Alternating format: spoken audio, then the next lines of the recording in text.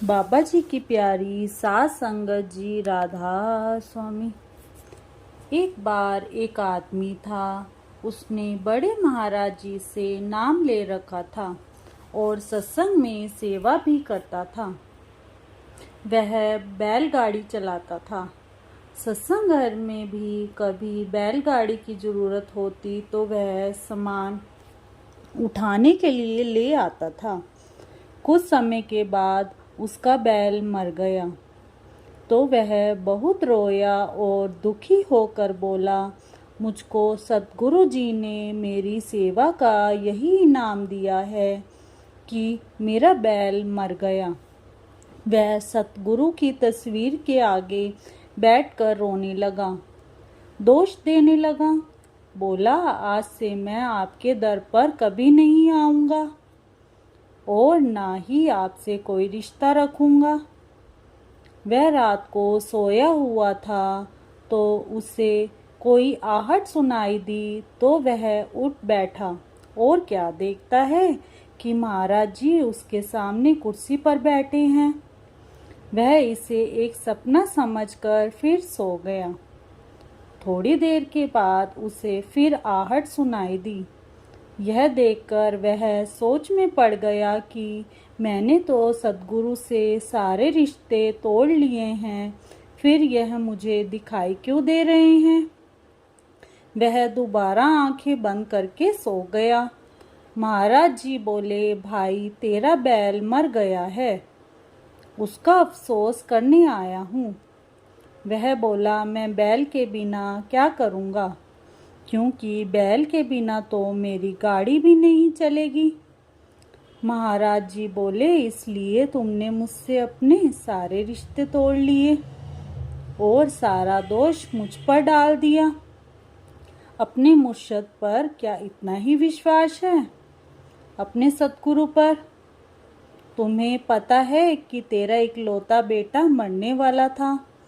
हमने तो काल से झगड़ा करके तेरे बेटे को बचा लिया और उसकी जगह तेरे बैल को लेकर जाने का हुक्म दिया। फिर महाराज जी ने उसको बाबा जी और काल की हुई वार्ता का सारा सीन दिखाया, जिसमें काल उसके बेटे को लेने आया था। महाराज जी ने काल को बैल को ले जाने का इशारा किया। काल लड़के की जगह पर बैल को लेकर चला गया। यह सब देखकर उस आदमी ने बाबा जी को माथा टेका और उनके चरणों में बैठकर रोने लगा। सतगुरु जो करते हैं हमारे भले के लिए ही करते हैं, उसमें कोई राज होता है। इसलिए हमें अपने सतगुरु पर पूरा पूरा विश्वास रखना चाहिए। कई बार ऐसा होता है कि हमारे ऊपर कोई बड़ा कष्ट आना होता है तो बाबा जी हमारी सेवा और सिमरन के कारण उसको छोटा कर देते हैं, जिसका हमें कभी पता भी नहीं चलता। कृपया ज़रा भी परेशान ना हो। जिसको नाम मिल चुका है मेरे सतगुरु के हाथों से बाहर कभी नहीं जा सकता। गुरु सदा उसके साथ रहते हैं, उसकी संभाल करते हैं। भजन में प्रगति अनेक बातों पर निर्भर करती है। शिष्य का कर्तव्य है कि सतगुरु द्वारा बताई गई नीति से भजन सिमरन करते रहें और उसके फल के बारे में चिंता ना करें। यह उसकी चिंता का विषय नहीं है, इसकी देखभाल सतगुरु करता है। कभी कभी कर्मों का कोई ऐसा चक्र टकराता है कि भजन एक प्रकार नीरस कार्य प्रतीत होता है और प्रगति का कोई अनुभव नहीं होता। शिष्य समझने लगता है कि उसे छोड़ दिया गया है और भजन का कोई फल नहीं मिल रहा है। इनमें से कोई भी बात कभी नहीं होती, क्योंकि सतगुरु शिष्य को कभी नहीं छोड़ता और ना ही भजन सिमरन कभी फल प्रदान करना बंद करता है। भजन में लगाया गया हर एक क्षण आपके खाते में जमा होता है। कृपया इस विचार को त्याग दें कि आप पीछे फिसल रहे हैं या सतगुरु ने आपको छोड़ दिया है। विश्वास, प्रेम और भक्ति के साथ अपना भजन सिमरन पहले जैसे करते रहें और बाकी सब मालिक पर छोड़ दो। हर बात उचित समय पर होती है। जब बादल छट जाते हैं तो सूर्य फिर से अपनी पूरी उज्ज्वलता के साथ चमकने लगता है। जितना ज़्यादा प्रेम और भक्ति विकसित करेंगे और जितना अधिक सेवा का प्रयास करेंगे, आपकी आध्यात्मिक पूंजी भी उतनी बढ़ेगी। वास्तव में इस संसार में जीवन सुख और दुख दोनों से बना है।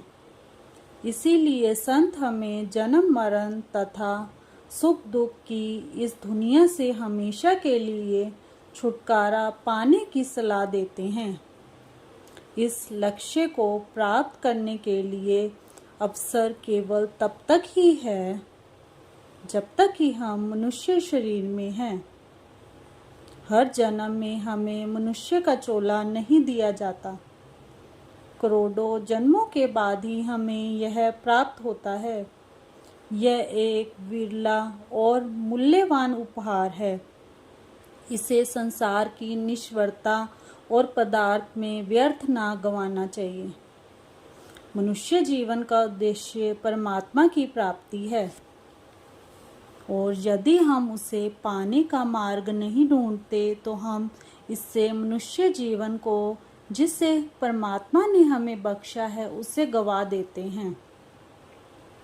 नाम लेने के बाद सतगुरु सूक्ष्म रूप से हमारे अंदर बैठ जाते हैं। जीते जी तो हमारा ध्यान रखते ही हैं, वह मरने के बाद भी हमारा साथ नहीं छोड़ते।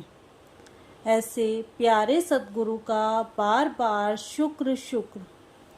एक बार एक लड़का सत्संग घर में सेवा करता था। सेक्रेटरी साहब उसको गेट पर बैठने की सेवा दे देते हैं। वह रोज गेट पर सेवा करता है। उसका खाना पानी सेक्रेटरी साहब गेट पर भिजवा देते हैं। कुछ दिन तो ऐसे चलता रहा। एक दिन सेक्रेटरी साहब उसको खाना देने भूल गए तो वह सुबह से शाम तक सेवा में लगा रहा। किसी ने उसको पानी भी नहीं पूछा। शाम को जब ड्यूटी चेंज हुई तब वह अंदर आया तो उसने सेक्रेटरी साहब को कहा, अंकल जी आपने आज मेरा खाना नहीं भिजवाया? तो सेक्रेटरी साहब बोले, बेटा मैं आज खाना देना तो बिल्कुल भूल गया, मुझे माफ़ करना। आ जाओ मैं तुझे अब खाना खिलाता हूँ। उन्होंने किसी सेवादार को कहकर उसे भर पेट भोजन करवाया और रात की सेवा वाला सेवादार भी नहीं आया था तो सेक्रेटरी साहब ने उसे रात को ड्यूटी के लिए रोक लिया और बोले, बेटा रात को गेट बंद करके सो जाना, कोई आए तो गेट मत खोलना। वह गेट बंद करके सो गया। रात को आकर किसी ने गेट खटखटाया। वह उठा और बोला, कौन है? तो उन्होंने कहा, गेट खोलो लड़का। बोला कि मुझे गेट खोलने की आज्ञा नहीं है। तो वह बोले, बेटा एक गिलास पानी मिलेगा? वह अंदर जाकर एक गिलास पानी लेकर आया। पानी देने के लिए उसको गेट खोलना पड़ा। जब गेट खोला तो सामने बाबा जी खड़े थे। वह बाबा जी को देखकर बहुत खुश हुआ और उनके चरणों में गिर गया। बाबा जी ने उसको उठाकर अपने गले लगा लिया और बोले, बेटा आज तुझे भोजन नहीं मिला, इसके लिए सेक्रेटरी साहब का कोई दोष नहीं है। तेरे को 2 जन्म भिखारी के मिलने थे। तुम्हारी सेवा से खुश होकर और एक दिन भूखा रखकर वह कट गए हैं। वह बाबा जी के दर्शन करके और अपने कर्मों के कारण बहुत खुश था। बाबा जी को ऐसे सीधे और सच्चे सेवादार बहुत पसंद हैं। वह लड़का बोला, छड़ मालका ते डोरा, तू क्यों डोलदा है? एक रास्ता बंद होंदा, चार रब खोलदा है। राधा स्वामी।